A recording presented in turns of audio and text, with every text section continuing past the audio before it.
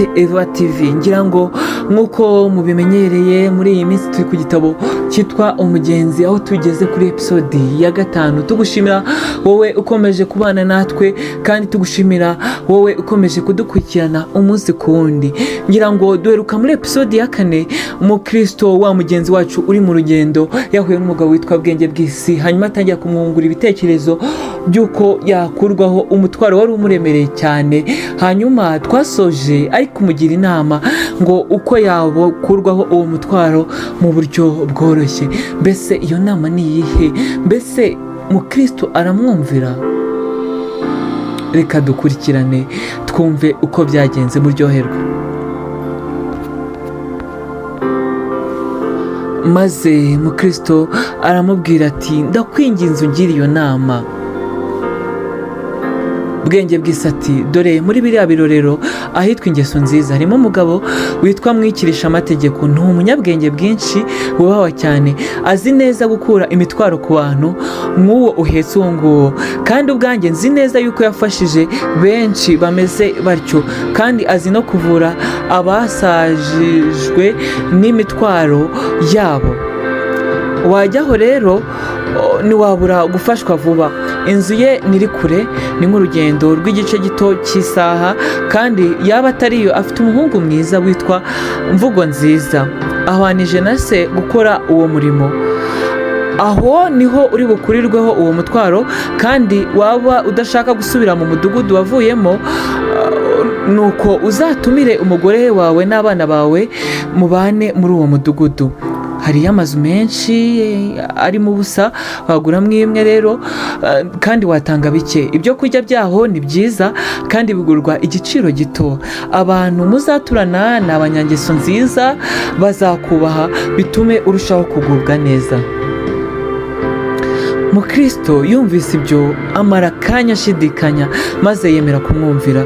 Yibwiye yuko ibyo avuze ari ukuri, aravuga ati, niba uyu mugabo ibyo avuze ari ukuri, nagira ubwenge nakurikiza inama angiriye. Maze aramubaza ati, inzira ijya kuri uwo mwiza iri he? Bwenge bw'isi aramwereka ati, nurebe uriya musozi muremure. Mukristo ati, ndawubona. Bwenge bw'isi ati, komeza inzira ikikiye uwo musozi, inzu uri bubanzeho uraba ariyo wagezeho. Ndavuga ngo iyo nzu uri bugereho bwa mbere iraba ariyo ya nyayo. Nuko mukristo ateshwa inzira ye, akomeza inzira ijya kwa Mwikirisha amategeko kugira ngo amufashe. Maze ageze hafi y'uwo musozi, abona utumbagiye cyane, kandi abona uruhande rwawo ruhereranye n'inzira rubogamye cyane, bituma atinya kugenda. Ntiyakomeza kugenda kugira ngo uwo musozi utamugwira. Nuko arahagarara yibaza icyo ari bukore, kandi umutwaro we warushaga kuremera kurusha uko yari ameze atarayoba inzira, kandi uwo musozi urabya ibirimi by'umuriro. Nuko atangira guhinda umushyitsi, aratutubikana, atangira kwicuza kuko yumviye Bwenge bw'isi. Akiri aho, mukristo wa mugabo witwa Mubwirizabutumwa aramwegera, amugeraho, amureba igitsure gikomeye, aramubaza ati, wazanywe n'icyaha? Mukristo araceceka, ntiyagira icyo amusubiza. Mubwirizabutumwa arongera amubaza ati, si wowe nabonye uririra inyuma y'umudugudu witwa Rimbukiro? Mukristo aramusubiza ati, mutware ni njye. Mubwirizabutumwa ati, sinakuyoboye inzira ijya kuri rya rembo rito? Mukristo ati, mutware warari yinyoboye. Mubwirizabutumwa ati, nuko rero niki cyatumye utareka kuyoba? None dore nuri mu nzira. Mukristo ati, rero maze kwambuka isaha y'agahinda gasaze, nahuye n'umuntu niwe wanyoheje kujya mu birorero biri imbere, ngo ndabonamo umugabo ubasha kunkuraho umutwaro wanjye. Mubwirizabutumwa ati, asate. Mukristo ati, yasaga n'umuntu mwiza, ambwira byinshi bitinze nemera ibyo ambwiye nza hano, maze mbonye umusozi ubogamiye iyi nzira cyane ushaka kungwira ndahagarara. Umubwirizabutumwa ati uwo muntu yakubwiye iki? Mukristo ati yambwiye kwihuta ngo nkurweho uwo mutwaro, nanjye nicyo nshaka, nicyo gitumye njya kuri iriya rembo kugira ngo bambwirireyo ibyo ndi bukore ngo ngere ahantu ho kuwukurirwaho. Ambwira yuko anyereka inzira nziza y'ubusamo itarimo ibyago nk'ibyo uwo yanyobejemo, kandi ambwira ibyamwikirisha amategeko n'umwana we, ndamwemerera neshwa inzira, none sinzi icyo ndi bukore. Nuko umubwirizabutumwa ati buhagaze hano gatoya mbanze nkubwire amagambo y'Imana. Mukristo ahagarara atengurwa. Umubwirizabutumwa aramubwira ati mwirinde mutanga kumva iyo ivuga, ubwo babandi batakize kuko banze kumva uwabahanuriye mu isi, twe tuzarushaho cyane kudakira niba dutera umugongo itubwira iri mu ijuru. Kandi ati niba azasubira inyuma umutima wanjye ntuzamwishimira.